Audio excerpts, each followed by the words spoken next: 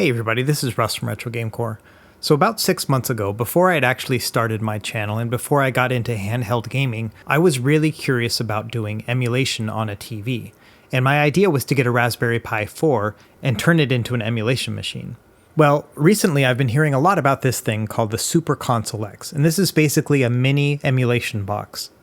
Which got me thinking, how about instead of buying a Raspberry Pi 4 and then figuring out the right case for it, and then figuring out what kind of operating system I want to load onto it, and how to get the games onto it and everything else, what if there was just a pre-packaged device like this, and I could plug this into my TV and use it instead? And so here we are with this Super Console X. And my honest assessment is, for this price, if you're looking into having emulation onto your TV in the easiest way possible, with the least amount of work, this is the device for you. So without any further delay, let's jump into it. Okay, so let's start with the specs. This thing is running an Amlogic S905M chip, which is a quad-core ARM Cortex-A53 CPU that clocks out at 1.5 GHz. It also has a Mali 450 GPU and 1 GB of RAM. Now, since getting my device, they now have a Super Console X Pro, and that runs an S905X chip. And the marketing materials say that that Pro version is an upgraded version, but I'm pretty sure the clock speed as well as the RAM are the exact same on both chips. So I'm not sure what the improvement is.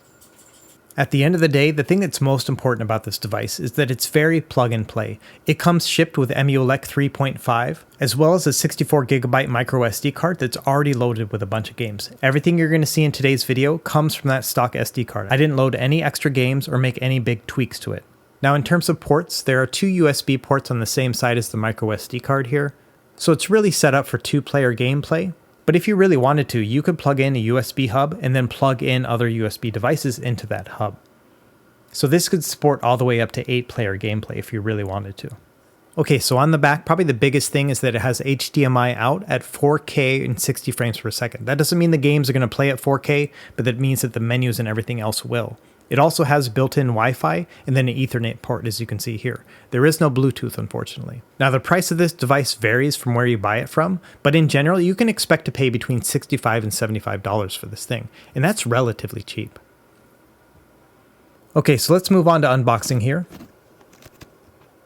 You know, I find it kind of interesting. I'm just so used to opening smaller boxes that have little handheld devices in them. When I open something like this, it just feels so big. It's kind of funny. There's really not a lot to talk about with this box. One side shows all the different contents that it has, and the other side shows the different ports. So it's not very well organized inside of this box, but at the same time you can see what you get here. So a bubble wrap with the Super Console X inside. And I was surprised to find that it had a genuine SanDisk Ultra SD card inside of it, and it's 64 gigabytes. Typically, I'm just so used to expecting to replace the SD card the moment I buy it, that it was kind of nice to be able to see that I don't have to worry about that.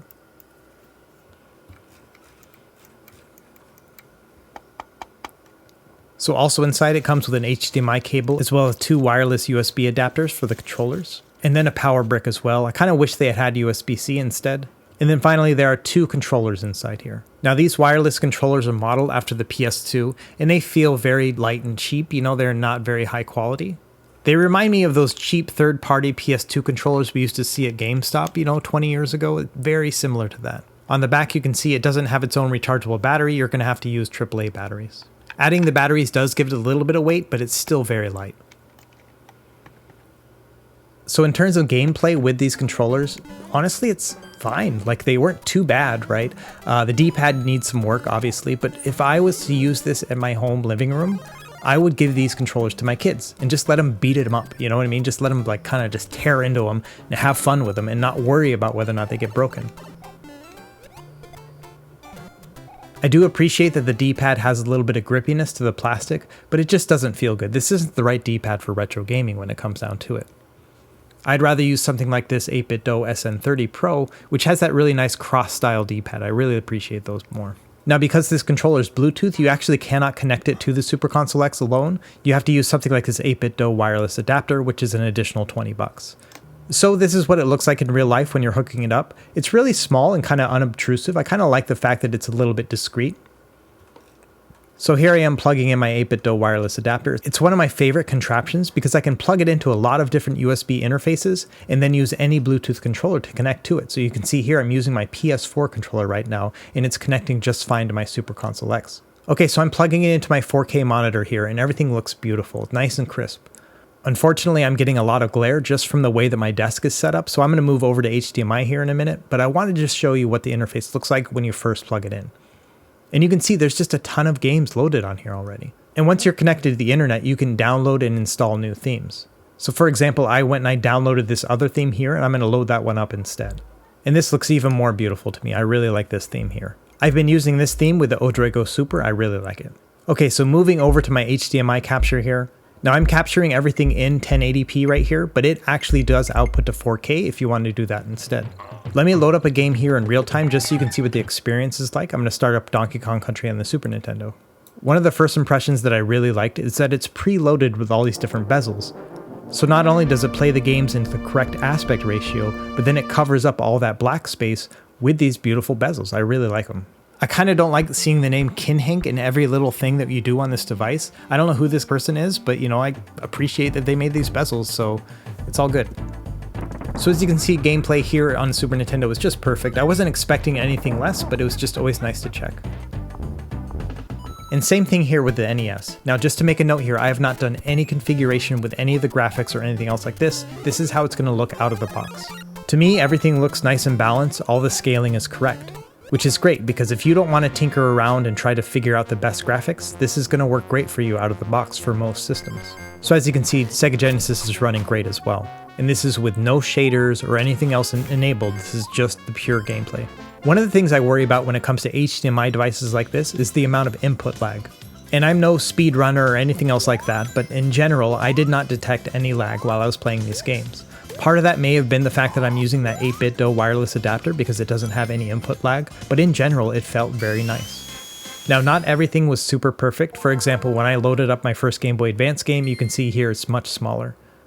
Luckily, it's very easy to get into RetroArch. You just hit select and X. And within here, I saw that it was set to a custom aspect ratio, but instead I changed it to the native aspect ratio of the Game Boy Advance, which is 3:2.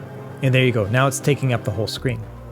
And this is only a change I had to do one time. After that, I just went and I changed the core settings and saved it in RetroArch, and then from then on it worked just fine. Same thing happened with Game Boy. As you can see here, it's a small screen as well as it's not green. So I just went and I changed the scaling to core provided so that it took up the entire space. And then I went into the quick menu options. So then I changed the colorization in order to look exactly like the original Game Boy. Now I know I'm speeding through these menus right now, but I actually have a video that goes over handheld guides. It'll show you how to load this bezel, it'll show you how to make this colorization happen, as well as to add LCD ghosting to make it look like an original Game Boy. As you can see here, the results are pretty cool. You know, at the end of the day, it's pretty funny to play these Game Boy games on a big screen like this, but it's still definitely possible. Now PS1 runs perfectly on this device, which got me thinking maybe I can up the resolution and make it look even better. And it's a very simple change in RetroArch. So all you have to do is go into your quick menu, go into options, and then find the section that says enhanced resolution as well as the enhanced resolution speed hack right below it. Just turn both of those on and see how well it performs afterwards. Okay, so you can see here I'm doubling the resolution here and it's still playing perfect. I'm getting a solid 60 frames per second with Tony Hawk 2. Now it's possible that it won't work on every single game, but you can just go in and change your game overrides in case there's a game that doesn't work well with this doubled resolution. But in general, this looks really good on PS1 games. Same thing here with Tekken 3, everything's running nice and smooth, getting about 59 to 60 frames per second. Now there are only a couple PSP games loaded on this device already, and one of them is this Castlevania game here. And this game runs fine. I did load other games and they didn't run as well, so PSP is going to be hit and miss on this device. I would not buy this device if you really want to play PSP on your TV. You're going to have to find other options. Now you can play Doom on this device, but it's actually through RetroArch cores, which means you're not going to be able to load a bunch of mods and stuff like that up. But one thing you can do is increase the resolution like we did with the PS1 games. As you can see, there are all sorts of resolutions. I'm going to do 1600 by 1000 and see how that works. And as you can see, even though it looks very nice and sharp, it's playing super slow. This is not going to be playable for anybody. But if you bump that back to 960 by 600, as you can see here, it's actually got that perfect balance. So it's running about 59, 60 frames per second, and it's still looking sharp and clear. So yeah, it's pretty cool to be able to play Doom at slightly upscaled graphics. Okay, so let's move on to arcade gameplay here. There's a few games I like to test when I'm doing arcade gameplay, and one of them is the first Mortal Kombat game. Because even though this is an older game and pretty simple, it's still kind of hard to emulate. As you can see here, it's running just fine. Same thing with Mortal Kombat 3 here. Just as a note here, these games play at 54 frames per second natively, that's why they're showing those numbers. Now vertical games like Dodo and Patchy here, they work just fine, and obviously you're losing quite a bit of screen real estate by playing a vertical game in a horizontal device like this, but at the same time it's running just fine. So probably some of the best tests of whether or not you have input lag is by playing some of these older Capcom games. You can see here with Vampire Hunter 2, it's playing well, I'm not having any issues. Even when I bump it up to CPS 3 games like Street Fighter 3 Third Strike here, everything's working just fine. Honestly, these games really look beautiful when you're playing them on a TV. And I'm running all these fighting games using Final Burn Alpha, but you can see here with Red Earth, which is one of the harder games to emulate on the CPS 3 catalog, it's running just fine. Same thing with JoJo's Bizarre Adventure, as you can see here, another CPS 3 game.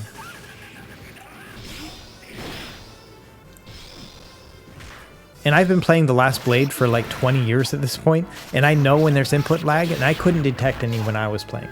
So I think unless you're like a pro fighting game person, I think that the input lag is going to be just fine even when you're playing this on a TV through HDMI. And just because I can, I really wanted to show off this Super Dodgeball game. I just picked it randomly, but it is a really funny game. I love just pegging people with a ball in the head. It's pretty funny. Okay, moving on to Nintendo DS, I did have to make some adjustments to the configuration menu, and that mostly had to do with toggling between the different screens here. As you can see, I can change between which screen is on the left and right, as well as whether or not one is the main screen. So you just go into the Configure Controls menu, and then go into Extra Controls, and then find the Swap Screens and Swap Orientation options, and just map those to whatever buttons you want, whatever buttons you're not actually using when you're playing DS on your controller. And that'll allow you to swap between one main screen as well as having the other ones side by side. Now I increased the resolution on this one to have the high resolution graphics, which is running at probably about 480p, and it looks great. I really am having a lot of fun with the Nintendo DS on this. When it comes down to it, it's not going to be performance that's going to limit you on Nintendo DS, it's going to be whether or not you have to use a touchscreen. So any game that can be played completely with a controller are going to play really well, for example Mario Kart and New Super Mario Bros. DS. Okay, so let's move on to Nintendo 64. Now I found that Nintendo 64 games run actually pretty well on this device.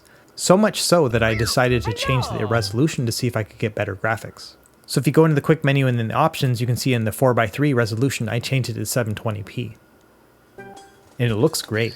But as you can see, I'm detecting a little bit of lag here. I'm just going to let it play so you can hear the lag, because that's going to be your best indication.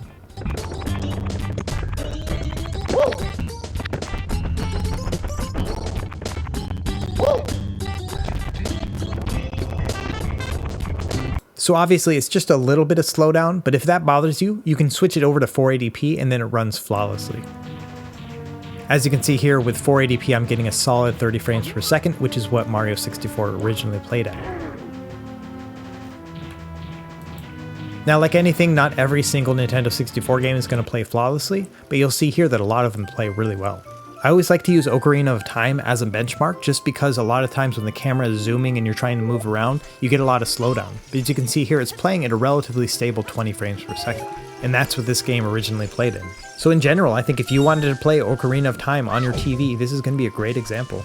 And even games that usually just don't play very well on the Nintendo 64, like Killer Instinct Gold, were just great. So even if I don't recommend using the Super Console X for PSP games, I think it's going to run Nintendo 64 games fairly well. Now Dreamcast was a weird one for me because it runs between 42 and 45 frames per second in this game, but it runs really smoothly. And I think at the end of the day, instead of getting nitpicky about frames per second, it's just whether or not the gameplay is smooth, and when it came down to it, this game ran smoothly for me. Now there weren't a lot of Dreamcast games actually loaded onto the device, but as you can see here, Marvel vs. Capcom 2 was playing just fine. Now moving on to other Sega Dreamcast systems like the Sega Naomi arcade system, I was surprised to see how well it ran. You can see this game runs at 60 frames per second despite having just a million things on the screen at once. I think that's a really good sign. So moving over to Atomic Wave, which is another Dreamcast-like system, you can see that Dolphin Blue here is playing a little bit slowly, it's having a little bit of lag, but let's be honest here, this is a game that rarely plays on other systems well. So just the fact that it at least is playable on this device is probably a good sign. And I have to say, this is really beautiful on a big TV. And it's the same story with Guilty Gear X here. The frame rate is kind of dipping up and down, but overall it's actually relatively smooth. This is a game that I wasn't expecting to be able to play on this device in the first place, so to be able to play it at all is pretty cool. Okay, so let's start summing things up here. Let's start with what I like. Number one, I think it has decent power. This is not like a supercomputer or anything else like that. When it comes to just a small box that you can put under your TV, it has pretty good power. For the most part, it has all the features that I would have asked for in a device like this. It has Ethernet, so you have fast internet connection, but then Wi-Fi if you don't have Ethernet available. It has a couple USB ports, but then also the ability to plug in a hub, so if you want to have even more ports available to you. And it also has HDMI out with 4K and 60 frames per second. And I haven't mentioned it before, but there actually is an AV port as well. So if you wanted to plug this into a CRT TV, you could do that too and have zero lag. In general, I also like that the Super Console X is a small and discreet device. It's just something that you could have nestled in your entertainment center and no one would know any better, but you can unlock 30,000 games on this thing. It's pretty crazy. And finally, this is just the quintessential plug-and-play device. Other than a couple tweaks I had to do in the graphics settings, I didn't make any other changes for this video. All of these games play just perfectly right out of the box. And even though it's kind of shady that they loaded a bunch of games on there in the first place, I'll tell you that the games that they picked on here, the curated list, is actually very well made. In general, all of the classics and most of my favorites were already loaded on this device.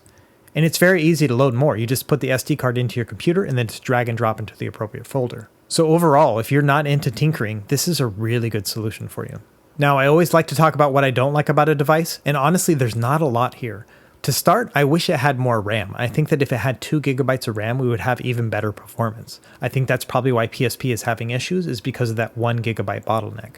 And if I'm going to be picky here, it's actually kind of confusing to buy this device. If you just type in Super Console X in AliExpress, you're going to find like 100 different options, and it's kind of hard to figure out which one is best for you. And I'll leave links below to where I got mine from, and that might be a good solution for you. And one thing I don't like about this device is it's kind of cheap looking, right? Like it just looks like it's very cheaply made. But I also kind of find a little bit of appeal in that too, right? That it just kind of is an underdog. You look at this thing and you're like, oh, it just kind of sucks, right? And then you plug it in and you're like, wow, this is actually pretty great. So that's kind of fun. And the last negative I want to point out is that this probably shouldn't have been preloaded with Emulation. The developers behind Emulation are very explicit that they don't want their firmware loaded onto things that you can purchase. And here they are, they've loaded this onto something that you can purchase. So it's kind of shady and I don't really like that. Alright everyone, that's it for this video. At the end of the day, I'm actually pretty impressed with this little device. For under $70, it comes preloaded with over 30,000 games from all sorts of systems from around the globe. And they're tailor-made for you, and it comes with 2 controllers that you can let your kids kind of just have at it with. But on top of that, you can use your own controller too and just kind of really up the game. I still have ambitions to take a really nice Raspberry Pi and plug it into my TV and make this beautiful emulation station. But for now, this Super Console X kind of fills that gap until I have the time and the energy to go and do all that stuff. And I think for $65, that's a real treat. And I plan on doing other videos in the future as I unlock more potential with this device, but for now, I'm really happy with the plug and play experience of the Super Console X. So let me know in the comments below, do you think this is a good device for $65? Or would you rather have a handheld device that you can then plug into your TV? I'm interested to hear what you think. Be sure to like and subscribe if you found this helpful for you, and we will see you next time. Happy gaming.